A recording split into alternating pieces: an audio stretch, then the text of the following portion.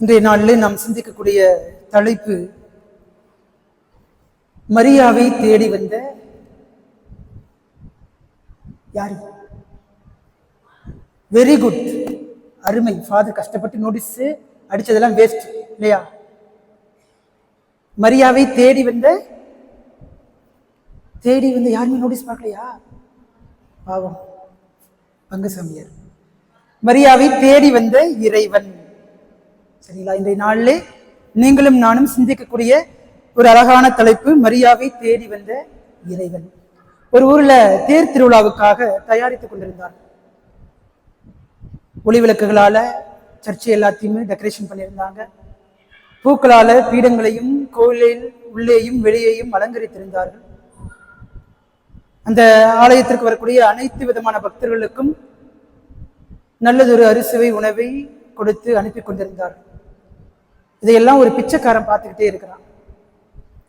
அவனுக்கு ஒரு ஆசை, கோவில் திருவிழா வருது, எல்லாம் ஆடம்பரமா ஜெகஜோதியா திருவிழாவை கொண்டாட போறாங்க, லைட்ஸ் எல்லாம் வச்சிருக்கிறாங்க, பூக்களால் அலங்காரம் எல்லாம் பண்ணியிருக்கிறாங்க, நாமளும் உள்ள போய் கொஞ்சம் பார்த்துட்டு வருவோமே அப்படின்னு சொல்லி ஆசைப்பட்டு கோயிலுக்குள்ள வர்றதுக்கு முயற்சி பண்றான். கோயிலுக்குள்ள அந்த பிச்சைக்காரன் உள்ள வந்த உடனே, எதுக்குள்ள வர, நீ எல்லாம் உள்ளுக்குள்ள வரக்கூடாது தெரியாதா, வெளில போ அப்படின்னு சொல்லி அந்த பிச்சைக்காரனை அடிச்சு விரட்டுறாங்க. அந்த பிச்சைக்காரனுக்கு மனசெல்லாம் ஒரு மாதிரி சோகமா போச்சு, வருத்தமா போச்சு. என்னடா கோயில் திருவிழா, நம்மளும் கோயிலுக்குள்ள விட மாட்டேங்கிறாங்களே என்று சொல்லி ரொம்ப கஷ்டப்படுறான். சரி, கோயிலுக்குள்ளதான் விடல, கோயிலுடைய மதிலையாவது சுத்தி பார்த்துட்டு வரலாம் அப்படின்னு சொல்லிட்டு கோயிலுடைய மதிலை சுத்தி பார்த்துட்டே அப்படியே வந்துட்டு இருக்கிறார்.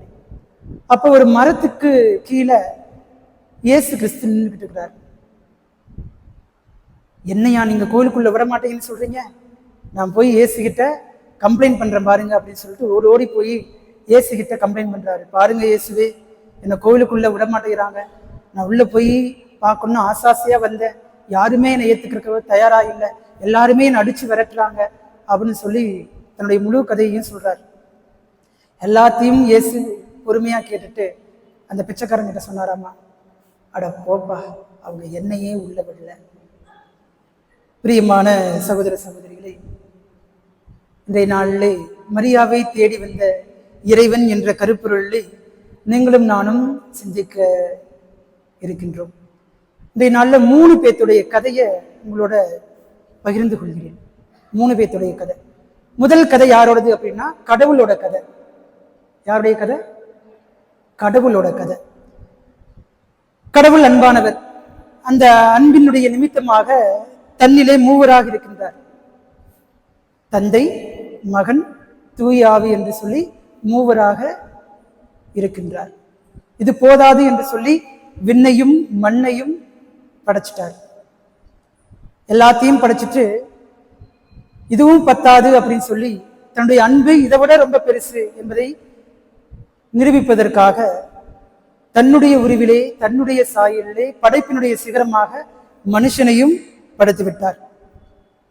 தாம் படைச்ச அத்தனையுமே இந்த மனுஷன் ஆளட்டும் அப்படின்னு சொல்லி எல்லாவற்றையும் மனுஷனுடைய கையில ஒப்படைக்கிறார்.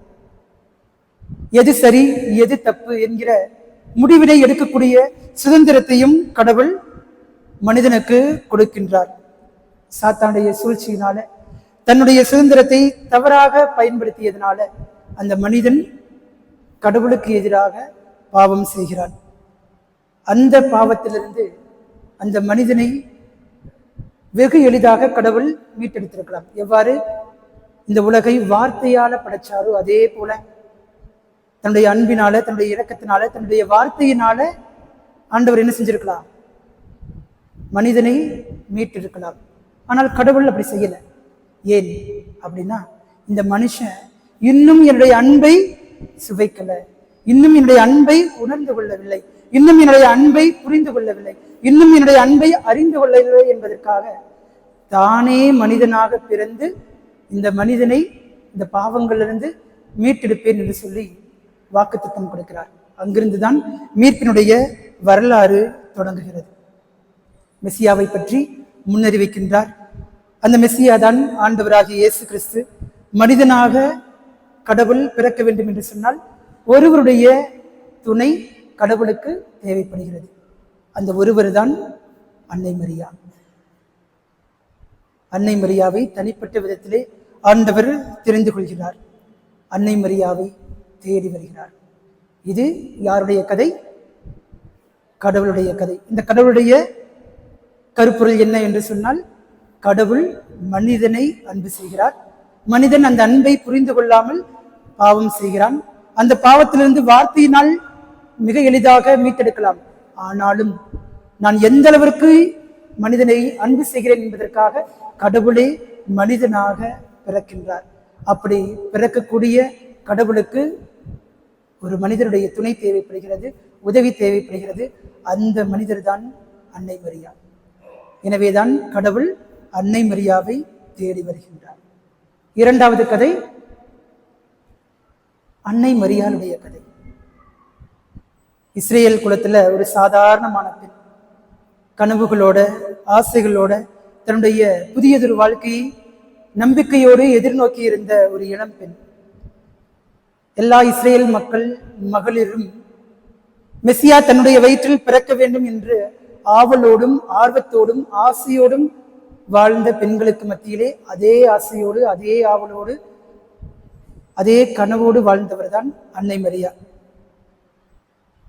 ஆனால் அன்னை மரியாள் நினைத்திருந்தது எல்லாம், மெசியா எப்படி வருவார் அப்படின்னா, தாவீதுடைய வம்சத்தில் வருபவர், அரசு உரிமையோடு பிறப்பவர், அரசால வருபவர், மக்களை எல்லா விதமான அடிமைத்தனங்களிலிருந்தும் மீட்டெடுப்பவர் என்பதுதான் அன்னை மரியாவுக்கு தெரியும். ஆனால் மீட்பினுடைய வரலாற்றிலே ஆண்டவருடைய திட்டம் என்ன, ஆண்டவருடைய வழிமுறைகள் என்ன, எவ்வாறு கடவுள் மனிதனை மீட்டெடுக்கப் போகின்றார் என்பது எதுவுமே அன்னை மரியாவுக்கு தெரியாது. இப்படிப்பட்ட சமயத்தில் தான் வானதூதர் அன்னை மரியாவுக்கு காட்சி கொடுக்கிறார். மீட்பு திட்டம் என்றால் என்ன தெரியாது, மீட்பினுடைய வரலாறு என்ன தெரியாது, மெசியா எப்படி பிறப்பார் தெரியாது. எதுவுமே தெரியாத ஒரு கன்னி பெண்ணுக்கு வானதூதரின் வழியாக கடவுள் தன்னுடைய செய்தியை சொல்லி அனுப்புகிறார். அருள் நிறைந்தவரே வாழ்க, ஆண்டவர் உம்முடனே, உம்முடைய வயிற்றில் கடவுளுடைய மகன் பிறப்பார், அவர் தாவீதினுடைய அரியணையில் வீற்றிருப்பார், அவருடைய ஆட்சி என்றென்றைக்கும் முடிவு பெறாது என்று சொல்லி வானதூதர் அறிக்கையிடுகிறார்.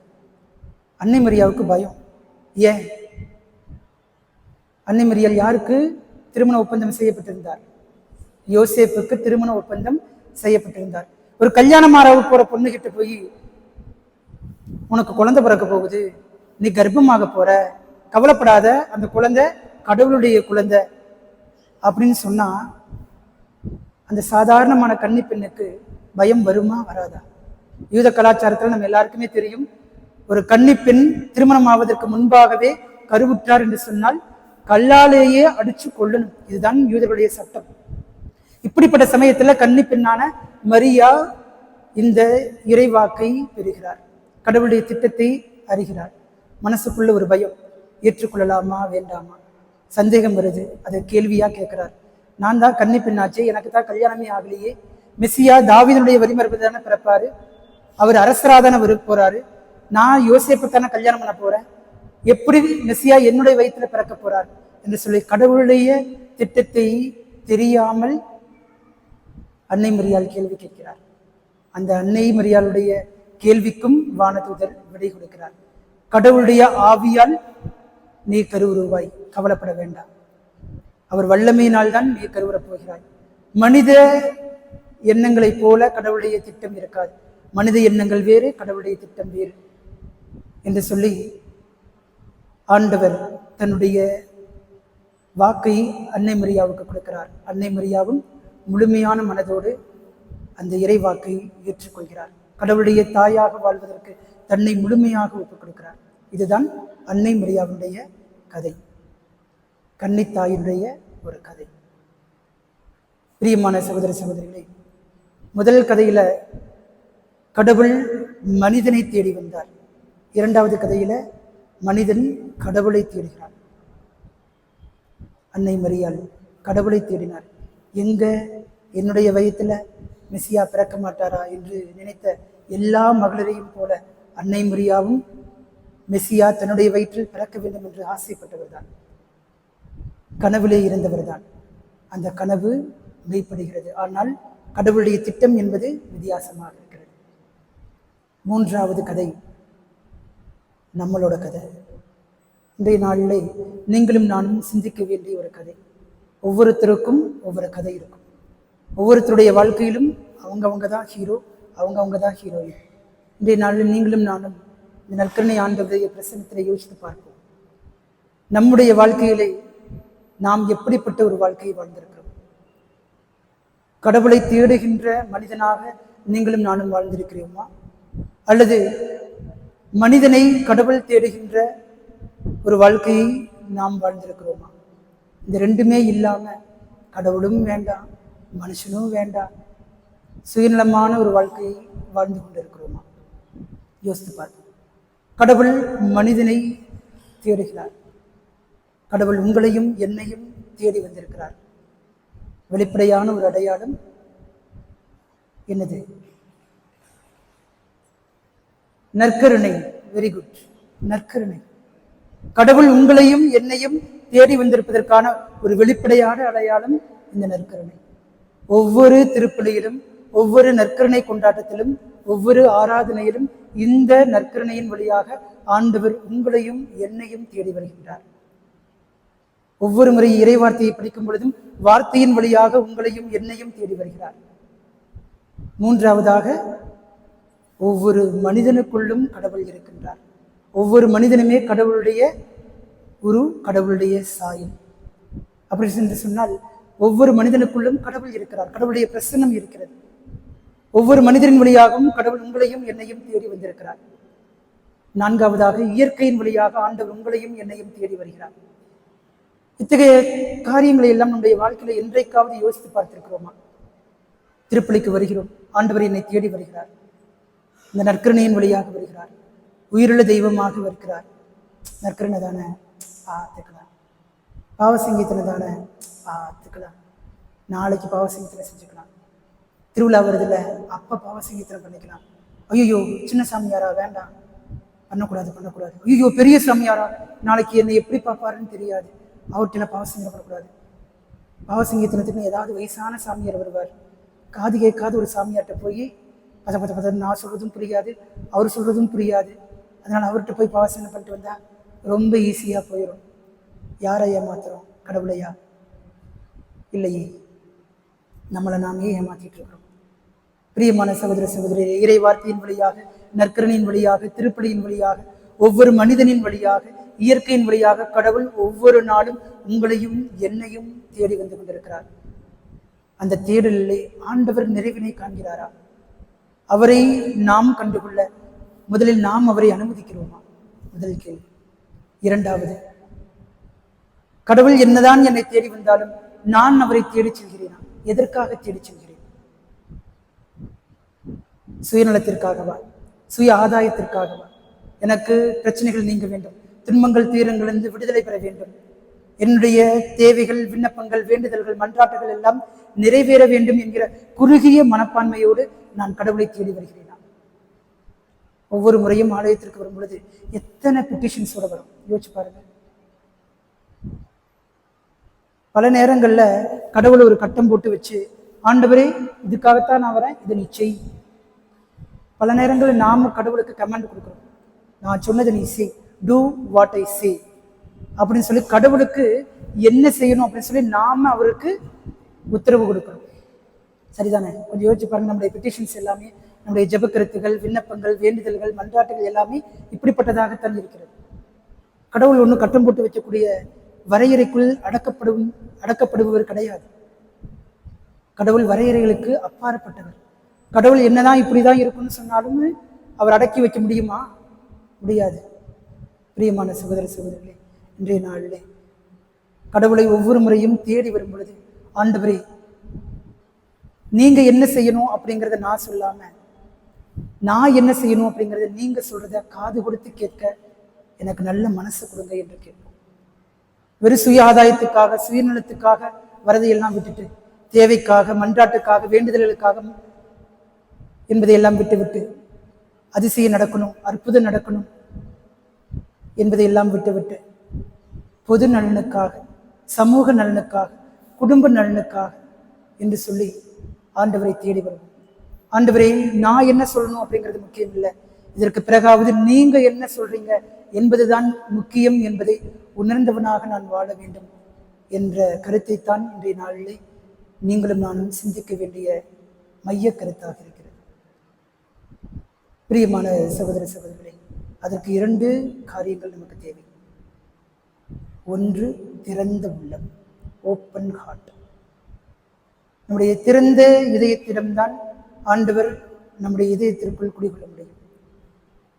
பல நேரங்களில் நம்முடைய கதையில நாம ஹீரோவா இருக்கலாம், நாம ஹீரோயினா இருக்கலாம்.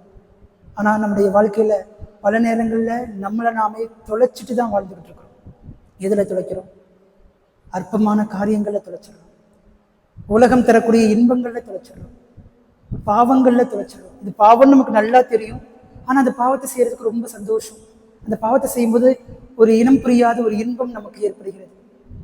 அந்த பாவத்தை தொடர்ந்து செய்யும் பொழுது அது பாவம்னே தெரியாத அளவுக்கு நம்முடைய மனம் மழுங்கி போய்விடுகிறது. இப்படிப்பட்ட சூழ்நிலைகள்ல நம்முடைய சுயத்தை நாம் இழந்து போயிருக்கிறோம். அதற்கு சிறந்த எடுத்துக்காட்டு ஆதாம் ஏவாள். ஸ்டேட் ஆஃப் கிரேஸ், அருள் நிலையில் அவர்கள் படைக்கப்பட்டார்கள். ஆனால் அவருடைய பேராசையினால, அவளை கீழ்ப்படியாமையினால அந்த அருள் நிலையை இழந்தார்கள், தங்களை தாங்களே துளைத்தார்கள். காயின் எவ்வளவுதான் கடவுளுடைய பார்வையிலே ஒரு அழகான ஒரு அற்புதமான உலகத்தை பெற்றிருந்தாலும் தன்னுடைய சகோதரனிடம் இருக்கக்கூடிய பொறாமையின் காரணமாக தன்னை தொலைத்தான். கொலை செய்யக்கூடிய அளவுக்கு அந்த பொறாமை அவனை தூண்டுகிறது. 3ஆவதாக தாவீது. கடவுள் அவரை இஸ்ரேல் மக்களுடைய பேரரசராக உயர்த்தினார். ஆனால் பத்சேபா என்கிற பெண்ணின் மீது கொண்ட மோகத்தினால் கடவுள் கொடுத்த அந்த ஆசீர்வாதத்தை, அபிஷேகத்தை இழந்து போகிறான். அந்த பாவத்தில் தன்னையே துளைத்து விடுகிறான்.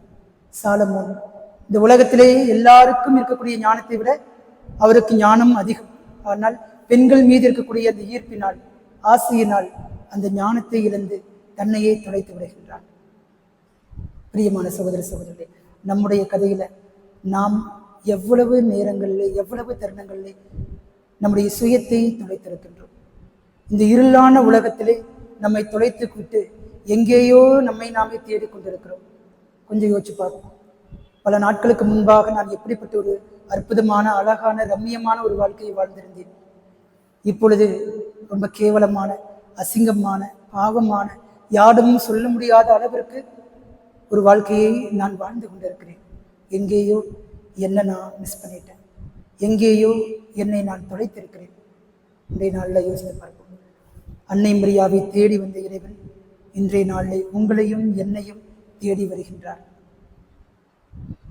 எப்பொழுது இறை வார்த்தையிலே, நற்கருணையிலே, பிற மனிதர்களிடத்திலே, இயற்கையிலே கடவுளை கண்டுகொள்கிறோமோ அப்பொழுது நம்முடைய சுயத்தை நாம் அறிந்து கொள்ள முடியும். எங்கே நாம் தொலைந்து போயிருக்கிறோம் என்பதை நம்மால் கண்டுபிடிக்க முடியும். கடவுள் மனிதனை தேடுவதும், மனிதனை கடவுள் தேடுவதும் இயற்கையின் நியதி.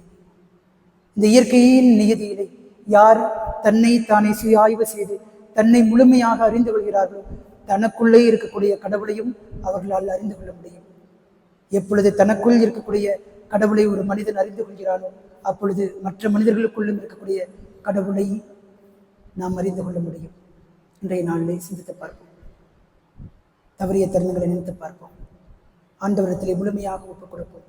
அன்னை மரியாள் திறந்த மனதோடு ஆண்டவரிடத்திலே, இதோ ஆண்டவருடைய அடிமை, உமது வார்த்தையின்படியே எனக்கு நிகழட்டும் என்று சொல்லி தன்னை முழுமையாக ஒப்புக் கொடுத்ததைப் போல திறந்த இதயத்தோடு நம்மை முழுமையாக ஆண்டவரிடத்திலே ஒப்புக் கொடுப்போம். பயத்தை தாண்டி, அச்சங்களை தாண்டி, குழப்பங்களை தாண்டி, வாழ்க்கையில் எதிர்காலத்தில் என்ன நடக்குமோ என்கிற எந்த விதமான சிந்தனைக்கும் இடம் கொடுக்காமல் கடவுள் பார்த்துக் கொள்வார். அவர் என்னை தேடி வந்திருக்கிறார் என்று சொன்னால் அது நல்லதாகத்தான் இருக்கும் என்கிற நம்பிக்கையிலே தொடர்ந்து வாழ்க்கையை பயணிப்போம். கடவுள் உங்களையும் என்னையும் நிறைவாக ஆசீர்வதிப்பாராக.